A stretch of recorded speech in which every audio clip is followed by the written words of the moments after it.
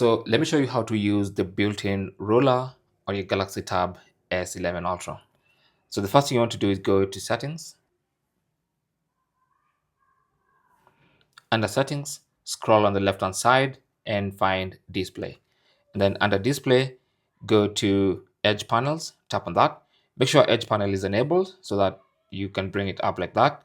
And then go to panels and make sure the tools panel is checked and added to the edge panel.